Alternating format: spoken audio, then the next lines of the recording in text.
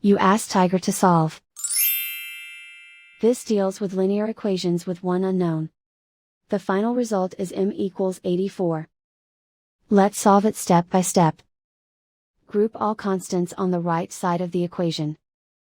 Add 17 to both sides. Simplify the arithmetic.